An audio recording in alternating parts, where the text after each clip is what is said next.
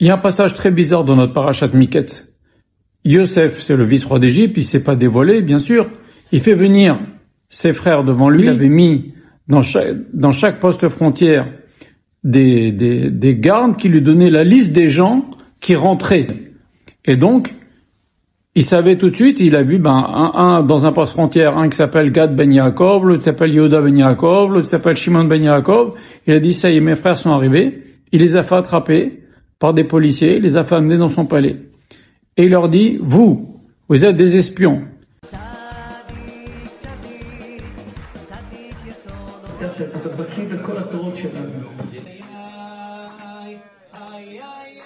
Et là, les versets, on ne comprend plus, parce que, quelle est la réponse des frères? C'est, nous sommes les enfants d'un même père.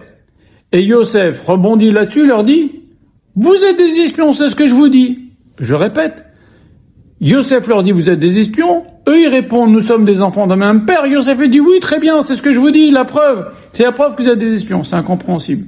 Ces versets du Chumash sont incompréhensibles. Et Baruch Hashem, on a Rashi qui nous explique quel était le dialogue. Yosef, bien sûr, il fait celui qui les reconnaît pas.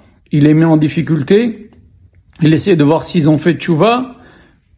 Et pourquoi ils sont venus? Est-ce qu'ils sont venus le rechercher? Pourquoi ils sont venus en Égypte? Et donc Yosef leur dit, vous êtes des espions. Ils prêchent le faux pour savoir le vrai. Et eux, ils disent, non, nous sommes les enfants d'un même père, mais, et ça, le texte ne le dit pas, mais c'est maintenant Rashi qui intervient et qui nous dit, on a un de nos frères qui a été vendu en Égypte et on vient à sa recherche. Ah, ça devient intéressant pour Yosef. Il va savoir quelle est l'attitude des frères. Les frères sont encore en haine envers lui ou est-ce qu'ils veulent le reprendre? Et Yosef leur dit, alors si vous le retrouvez en Égypte, qu'est-ce que vous allez faire de votre frère? Et dit, on va le ramener chez notre père. Et si on refuse, les gens refusent de vous le redonner, alors les frères, ils disent, on est venu là, soit pour tuer, soit pour nous faire tuer nous-mêmes. Mais on va, au prix de notre vie, on va ramener notre frère chez notre père.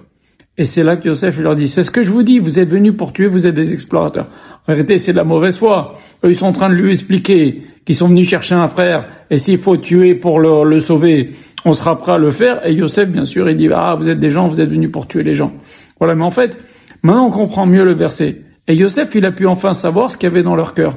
Est-ce que les frères, ils étaient comme il les avait laissés 20 et quelques années avant, des gens qui le haïssent, qui sont prêts à le tuer, et le vendre en tous les cas, ou est-ce qu'ils ont fait tchouva, et ça, il le savait pas, donc il a fait comme ça. Il a fait de cette façon-là. Il a vu que les frères, ils étaient prêts à tout. Ils étaient prêts à tout pour venir le chercher et le sauver. D'ailleurs, le Torah nous dit, ils sont descendus, les frères de Yosef, en Égypte. Quand Yaakov les a envoyés, il y a marqué qu'ils sont arrivés, les frères de Yosef, en Égypte. Pourquoi on dit les frères de Yosef? Ils avaient des sentiments de fraternité avec Yosef, ils voulaient le ramener chez leur père. Hashem vous bénisse tous.